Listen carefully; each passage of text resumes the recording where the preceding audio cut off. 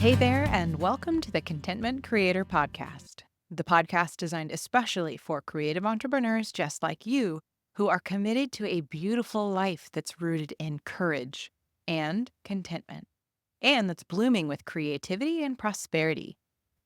I'm your host, Ellen Bruin, a certified life coach, a singer, a mother, and a lover of alliteration, dogs, and deep conversation. This podcast is designed to become a part of your daily routine to help you, fellow contentment creator, dig deep to clarify your life vision, catalyze your creative flow, and fuel your entrepreneurial fire in just a few inspiring minutes each day. Each episode will focus on how it truly is possible for you to be and have all that you desire through leveraging creative and courageous perspectives and practices. Please follow and rate this show on whatever podcast app you listen on so you never miss a day, and join me in my mission to help a world full of content creators become a world of contentment creators. Each Thursday, we will talk about consistency, and today's episode is all about looking at consistency as a cycle. This one is for all my neurodiverse thinkers, women, and anyone who's ever struggled to fit into the same thing every day consistency mold. You know the one, the compound effect, the slight edge, and about a million other personal development books that say the small daily behaviors are the ones that compound the most over time to create success. But what if that's not the only way to build success? What if consistency is less about a steady drumbeat and more about harnessing and honing your own unique rhythm and natural cycles to compound your success? Allow me to be so bold and proclaim, consistency doesn't have to look the same every day. In fact, for those of us with neurodiverse brains, whether we're ADHDers or anyone who thinks in a nonlinear way, consistency just looks different. Sorry, not sorry, but we just don't do things every day. And guess what? That's okay. If you're someone who struggles with feeling like a failure when you're not on every day, you're not alone, and there's a way to shift that. If you've ever heard the phrase feminine cycles of productivity, or even if you haven't, let me introduce you to an incredibly powerful tool, the menstrual cycle. Yes, really. Now, I know this sounds a little outside the box, but stick with me here because it'll tie together with my neurodiverse folks. For many women, the menstrual cycle has 4 phases, and each phase is like a different creative superpower. In phase 1, menstruation, we might feel like retreating, slowing down, and focusing on deep work that doesn't require heavy social engagement. This is actually a great time for brainstorming and working on foundational structures in your business. Phase 2, the follicular phase, is all about new beginnings, energy, and growth. This is when many of us feel ready to hit the ground running, start new projects, and just do all the things. It's the perfect time for launching, networking, and being visible. Then we have phase 3, ovulation, the time when we're at our most social and communicative. For an entrepreneur, this is the golden phase for meetings, collaborations, and connecting with your community. You're in your flow, ideas are abundant, and you're ready to be outwardly productive. Finally, the luteal phase, which often gets a bad rap for causing mood swings and irritability. But it's also a time for deep reflection, refining and editing in home and business, and finishing up projects. They say this is the phase in our cycle where the rose-colored glasses come off, and we can look with a more critical eye at our commitments and get clear on what's needed from here. Imagine if we women denied this natural magic inherent to our bodies and instead bulldozed ourselves into a one-size-fits-all daily schedule.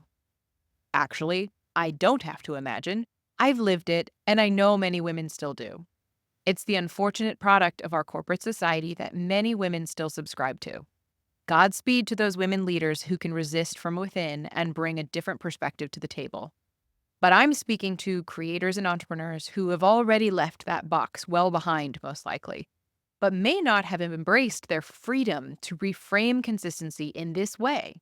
And to you, I say, get on the cycle planning train, my dear. It's revolutionized my relationship to consistency in my business and quite literally going with my flow. See what I did there? So how does this apply to neurodiverse thinking? For those of us who think in bursts rather than linear steps, the key is recognizing when our brains are most receptive to certain tasks and designing our work around that. Karen McGill, a life coach for ADHDers, offers incredible insights on this on her YouTube channel. One of the core takeaways from Karen's work is that neurodiverse thinkers don't always need rigid daily routines to succeed. Instead, focus on getting the job done in intense, time-blocked bursts of focus. Think of it like this. If you have a creative project, maybe it's writing a book, building a new course, or planning a product launch, don't aim to write 200 words every day or have a 9 to 5 workday in a traditional sense. Instead, allow yourself those 2 to 3 hour creative bursts when you're most energized and can work deeply. As neurodiverse thinkers, we need that deep work, and setting a deadline with concentrated time blocks will actually make us more efficient. And here's the trick. As your business grows, it's all about finding your rhythm. You don't have to be married to the grind of daily outputs or conventional productivity norms. If you work better in concentrated bursts, that's your consistency. So let me lay the baseline while you build out your rhythm section. Number 1, know your cycles.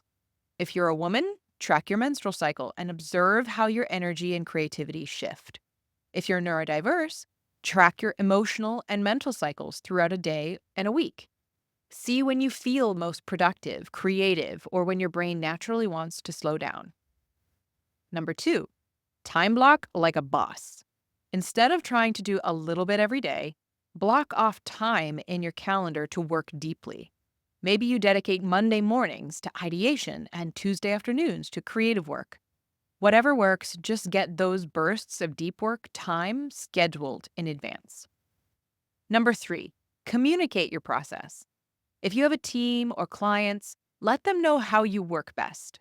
For example, when I'm in an intense creative phase, I communicate with my clients and team that I may not respond to emails as quickly, but that when I do show up, I'm giving them my fullest attention. Number 4, embrace imperfection. Sometimes we get caught in the trap of thinking we need to be consistent every day to build good habits in business. That is just not the case. As neurodiverse thinkers and women, we can feel inconsistent, but let's flip the narrative. Those so-called inconsistencies are actually a beautiful part of our flow, and embracing that will make us more productive in the long run. So, creator, trust your cycles, trust your brain. Make music, not war, marching to the beats of your own drum.